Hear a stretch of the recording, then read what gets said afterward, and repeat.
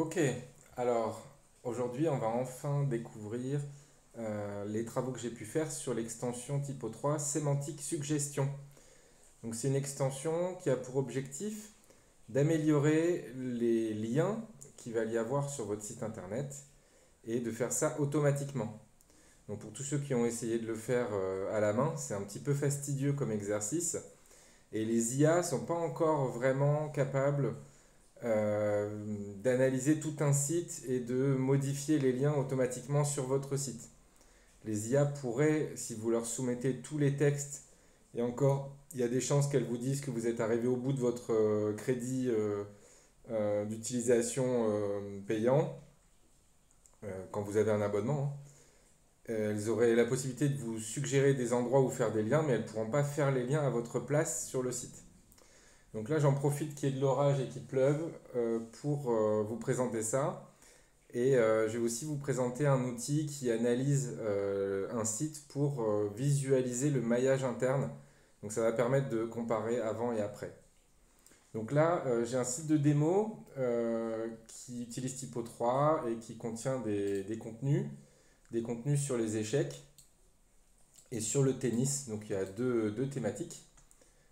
Donc on va avoir ici voilà, des articles qui parlent des échecs et du tennis. Et donc là, j'ai paramétré mon extension pour qu'elle crée des liens en savoir plus sur la même thématique, mais qui soient assez proches. Donc elle est réglée de manière assez exigeante, donc elle ne va pas en afficher beaucoup. Et on va voir comment ça fonctionne et comment la paramétrer. Donc là, je vais analyser l'URL de ce site.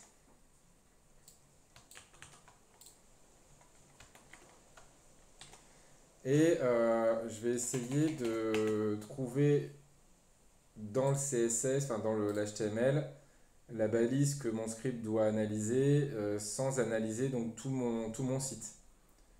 Donc je ne sais pas si j'utilise container, ça m'arrange pas trop. Je vais plutôt utiliser celui-là. Voilà, main content wrap. Voilà. L'idée, c'est que contrairement à pas mal d'outils payants comme Screaming Frog, moi, je ne veux pas analyser les liens de mes menus, puisque justement, je veux savoir comment vont les liens de mes contenus, et non pas les liens automatiques de mes menus. Sachant que les moteurs de recherche ne vont pas compter avec le même poids les liens des menus et les liens des contenus. Un lien de contenu, c'est forcément plus pertinent qu'un lien de menu, puisque c'est un lien qui a été fait à la main et qui a été volontaire. Alors, qu'est-ce que j'ai fait?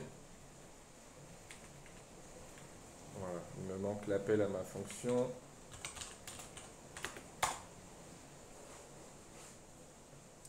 Ok, donc là j'ai lancé le crawl. Donc toutes les pages ont été crawlées.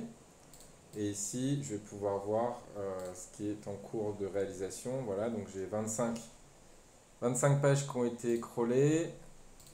Et donc mon script a analysé les contenus des pages, les a regroupés par cluster et par thématique, et a analysé les liens. Et donc maintenant, logiquement, je devrais pouvoir voir à quoi ressemble mon site maintenant en termes de liens. Et donc, on peut voir que j'ai quelques catégories qui ressortent. Donc, j'ai le tennis, j'ai les échecs et les variantes, j'ai les finales de partie et les milieux de partie. J'ai du contenu sur la recherche et l'intelligence, donc enfin, un peu l'automatisation, et des contenus sur les contenus sémantiques. Donc en fait, ça correspond à mon site puisque j'ai des contenus qui parlent de mon extension. J'ai des contenus sur les échecs, sur le tennis, sur les finales et les milieux de partie. Et j'ai des contenus un peu techniques sur la configuration de mon extension. Donc là, je vois que j'ai très peu de liens. Je n'ai comme lien que les flèches qui relient les pages ensemble. Donc j'ai deux pages de tennis qui sont reliées ensemble, deux pages sur la stratégie des échecs. Et ici, sur les fins de partie, j'ai quelques pages qui sont liées entre elles. Donc mon extension, ce qu'elle fait, c'est qu'elle va analyser, donc ici elle est là, voilà. Elle va analyser les pages à partir d'une page par an. Donc ici c'est la page ID 83, c'est la page ici de mes articles, avec une profondeur de 1 niveau, donc ça va toucher à tous les articles qui sont là. Et elle va travailler avec un paramétrage de proximité qui ici est à 0,70. C'est-à-dire que là, elle est très exigeante pardon. Elle va n'afficher que les articles qui sont très proches sémantiquement des autres articles. Et elle affiche maximum 3 suggestions. Elle a analysé 22 pages. Elle a exclu la page 83. Tout ça, c'est dans les paramètres, on va le voir, dans les constantes. Elle a pris 3 centièmes de seconde pour faire ses calculs. Et elle a fait 231 calculs de similarité. Et pour l'instant, les résultats ne sont pas dans le cache. Voilà, si j'actualise, les calculs sont bien dans le cache. Il y a 20 pages en anglais, 2 pages en français. Et ici, elle m'affiche quelles sont les pages les plus similaires. La distribution des scores de similarité dans tous les 231 calculs. Et ici, les pages qui ont le plus de pages similaires. Donc maintenant, comment on paramètre tout ça? On va dans le paramètre typoscript et on va dans le constant editor. Donc on a plusieurs options, hein. Le constant editor. Et là, ici, je vais dans sémantique suggestion générale. Et ici, je vais pouvoir paramétrer tout ce qu'on a vu tout à l'heure. Et là, je vais volontairement passer à 0,3 pour être plus tolérant et que mon extension accepte davantage d'articles comme étant considérés comme similaires. Ça, c'est la longueur des extraits des articles. Ça, c'est le poids de la récence. Donc, ça me permet de mettre en avant les articles qui sont plus récents. Donc, par défaut, j'utilise un poids de 0,2. Si on fait un site de news et qu'on veut mettre en avant les articles récents par rapport aux autres, eh bien, on va passer à 0,3, 0,4 par exemple. Et encore ici, la profondeur et le nombre de suggestions, c'est assez autoporteur. Donc là, je sauvegarde. Je peux aussi ici modifier les modules de mon module back-office, donc les désactiver pour qu'ils se chargent plus rapidement. Ça, c'est dans le cas où on a énormément de contenu. Vu que le module relance un calcul, eh bien, il y a beaucoup de bruit, je ne sais pas si vous m'entendez. Il pleut énormément. Donc ça permet d'alléger les performances du module en désactivant des morceaux du module, tout simplement.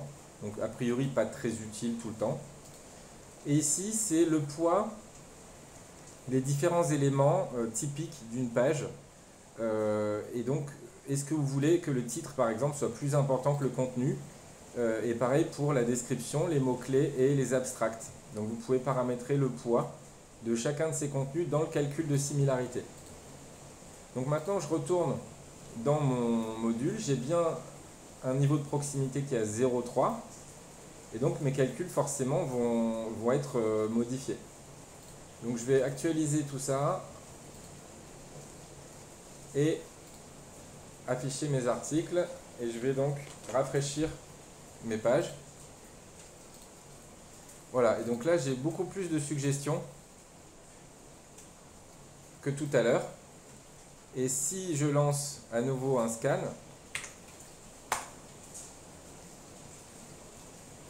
donc là mon scan va s'appeler différemment. Donc il se finit par 0AA. Donc je laisse finir l'analyse. J'actualise ma page de visualisation et je vais voir donc le 0AA clusterisé. Je charge le graphe et là on voit que j'ai beaucoup plus de liens. Et donc ils sont regroupés par thématique. Et je vois que mes liens sont assez pertinents puisque à la fois le calcul de clusterisation et de thématique et les liens semblent pertinents. Alors c'est assez normal sur les pages rouges que j'ai pas de lien puisque c'était les pages techniques où j'explique le fonctionnement de l'extension. Je n'avais pas d'intérêt à faire des liens. La page 404 non plus, pas spécialement. Donc là j'ai quelque chose de plutôt cohérent.